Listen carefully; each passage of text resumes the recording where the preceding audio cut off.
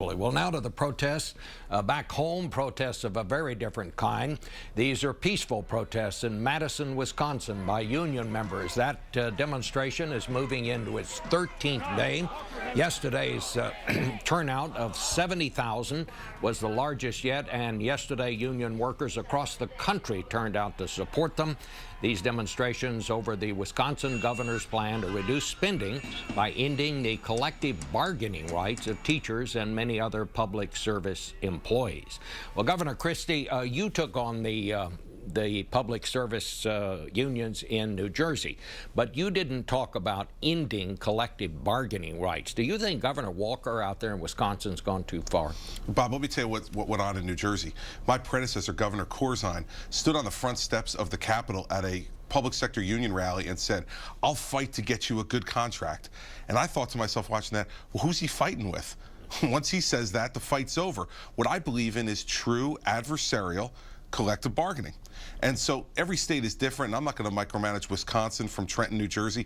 I know Scott Walker. I like him and I trust him, and I think he believes he's doing what's in the best interest of Wisconsin, the same way I'm going to do what I think needs to be done for New Jersey, which is to reform the pension system, to roll back expensive health benefits for public sector workers, to put them more in line with the rest of the population in New Jersey, to put us on a long-term path to fiscal stability.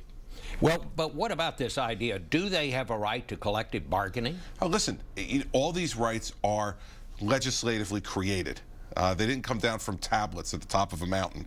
And so political things change and go back and forth. And every state's going to make their own determination on that. Wisconsin's in the middle of making that determination.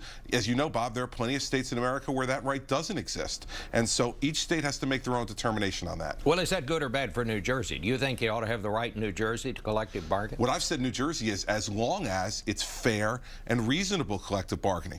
You know, we can't have what we've had before. You know, Bob, public sector workers, state workers in New Jersey, this past year, we're working under a contract from my predecessor, John Corzine, got 7% salary increases in a 0% inflation world. I don't think the people who are paying the bills think that's the result of fair, adversarial collective bargaining. They want someone in the room representing the taxpayers, and that's what I'll be this June when that contract expires. Do you see a danger here that this is turning into some kind of, maybe it's not a danger, maybe it's something you would encourage, turning into some kind of a national political war where you have Democrats and the unions on one side and Republicans on the other? I don't think it is. I think, again, there are so many states that don't have collective bargaining, and there are a lot of states that are not having this conflict right now. And so I think this is really a state-by-state issue.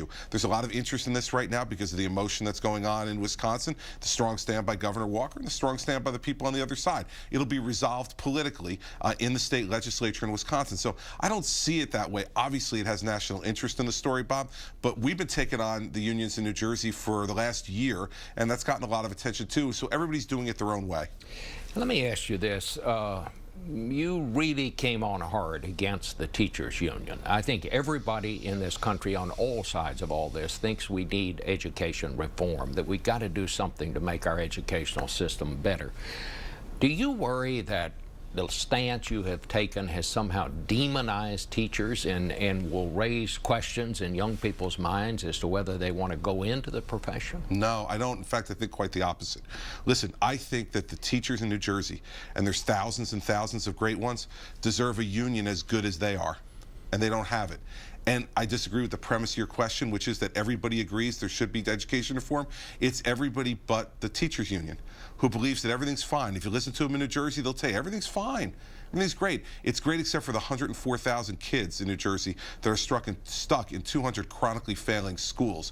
You know, just because their zip code is in a poor urban center doesn't mean that we shouldn't be fighting to change the system that's failing them. So, no, what I'm trying to do is set up a merit-based system for teachers so that great ones get rewarded and paid more, and that the really great ones want to stay in the profession, not only because they love it, but because they're also rewarded financially for it. The union, Bob, they protect the worst of the worst. That's what they're there for. They make it impossible to fire bad teachers, and it's ruining our education system. What do you think of President Obama's plans to reform education at the federal level by his, you know, let's reward good teachers, his the things that Secretary Duncan has outlined. Are you generally think he's on the right track? I do, and I've said that publicly. I think the president has shown some real courage, especially for a Democrat who's been dependent upon the teachers union nationally for political support to come out for merit pay and race to the top and some of the things that he's done to push reform. I think the president's been on the right track. I'm a little concerned at comments I heard yesterday from Secretary Duncan that seemed to be,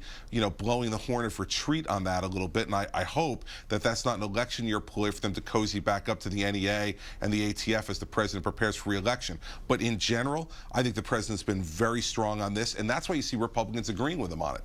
You have a reputation as a straight talker, I think. Do you believe that the budgetary problems across this country can be resolved without raising taxes? Well, let's take New Jersey, for instance, Bob. We raised taxes and fees 115 times in the last 8 years, and we still have one of the worst budget problems in America.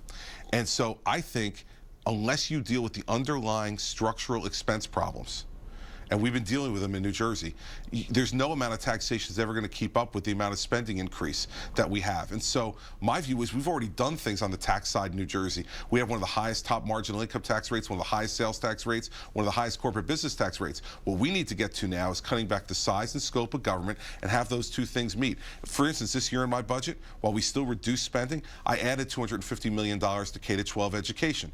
We're going to do things that make sense, but we're not going to continue the spending spree, and we're certainly not just going to go back to raising more and more taxes. The people in New Jersey have had enough of that. 115 times in 8 years, I think they've given at the office, Bob. There are some groups, anti-tax groups, that ask people, especially people who are running for the Republican nomination for president, to take a pledge not to raise taxes. I know you're not running. I know what you said about running. But would you do that? Would you ever take a pledge not to raise taxes? Well, listen, if I were running, I guess I'd have to make that decision. But at the end of the day, I think what matters much more is what you do and not anything that you sign or that you say. You have to prove and do it. And I think the reason why people in New Jersey are responding to what we're doing is I'm actually doing in the job, Bob, what I said I would do. I said if there were income tax increases, I would veto them. I did, and my veto was sustained. I said I would cut spending in the size of government. We've now cut spending 2 years in a row. Not projected spending, real spending. And we're taking on the things that they're not taking on right now at the federal level, pension benefits and health care. And we're doing those two things to cut back the cost of that. One of the things that you have spoken out on is something that a lot of people in politics have not. Here's what you said at the American Enterprise Institute this week in Washington. You're going to have to raise the retirement age for Social Security. Oh, I just said it, and I'm still standing here. I did not vaporize into the carpeting, and I said it. All right, you said it. I did. Should other people be saying that? Of course. I mean, listen, you know and I know that the overwhelming majority of the problem on the federal level comes down to three programs: Social Security, Medicare, and Medicaid. And unless we go about tackling those three issues, all the rest of the things the president's talking about and others on Capitol Hill are talking about are minor league issues. Not saying they're not important, not saying that they're not, interesting, and I might like some of them. But if you don't deal with those three are going to eat up everything else. And so we got to start dealing with it. And I think the people of the United States are ready for a frank adult conversation about it. I've seen that in New Jersey. I've done a lot of things that people say I don't like, but I'm glad you're taking it on because you have to, because we know we're in trouble. And so my view on it is, and the reason I came down and gave that speech was to say to people, stop being afraid and stop selling the people of America short. They're smart. They know we have to do this. All right. Governor, let's take a break here, and we'll come back and talk about